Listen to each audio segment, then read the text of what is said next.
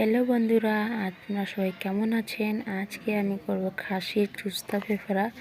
বন্ধুরা, খুব সুন্দর লাগে খেতে। আজকে আমি নিয়েছি 1 কেজির মতন খাসির চুস্তা ফেফড়াকে ভালো করে ধুয়ে কেটে পরিষ্কার করে নিয়েছি।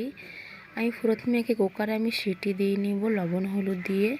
আমি 3টের মতন সিটি দিব বন্ধুরা, কেন ভালো করে এগুলো গলে যাবে, তা খেতে ভালো লাগবে।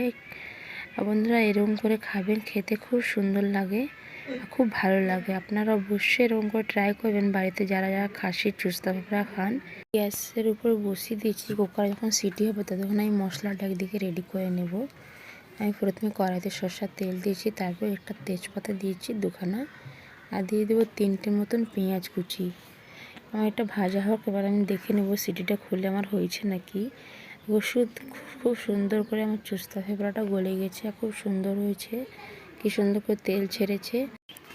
আমি একটা থালায় বের করে নেব, জলটা আলাদা করে দেব, কেন করে কষার সময় আমি জলটা দেব না, পরে দেবো যখন নামাবো। পেঁয়াজটা ভালো করে লাল হয়ে গেছে, এবার আমি চুস্তা ফেফড়াগুলোর মধ্যে দিয়ে নেব,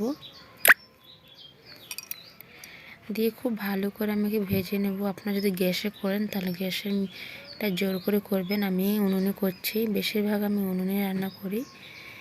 এর মধ্যে দিয়ে দেবো লবণ হলুদ আমি অল্প করে দেবো, কেন কি যে সিটি দেওয়ার সময় লবণ হলুদ দিয়েছিলাম, সেই জলটা আমি রেখেছি, এটা আমি পরে দিব। ওর মধ্যে লবণ হলুদ রয়েছে। এটা খুব সুন্দর করে ভাজা হয়ে গেছে। এর মধ্যে আমি দিয়ে দেবো আদা রসুন বাটা।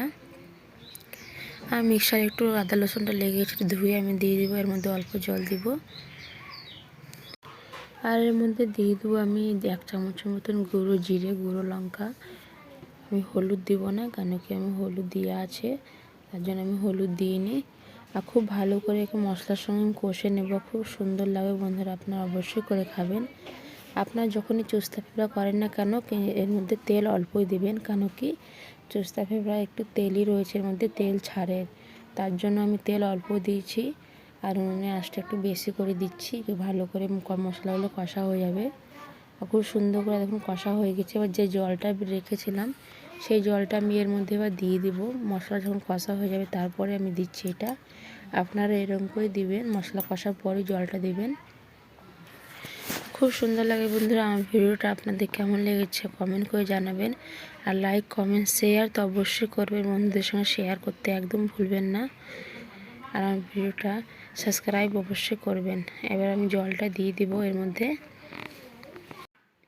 জলটা দেওয়ার পর খুব ভালো করে আমাকে ফুটিয়ে নেব নাড়াচাড়া করে। আপনারা চাইলে উপর থেকে গরম মশলা দিতে পারেন, আমি গরম মশলা দিইনি।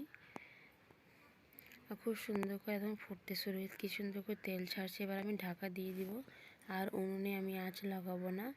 আর গ্যাসে যদি আপনারা করছেন তো গ্যাসটা আস্তে করে দেবেন। আমি 2 মিনিটের পর খুলে দেখে নিচ্ছি বন্ধুরা, খুব সুন্দর করে এটা হয়ে গেছে। এবার আমি নামিয়ে নেব ভালো করে নাড়াচাড়া করে।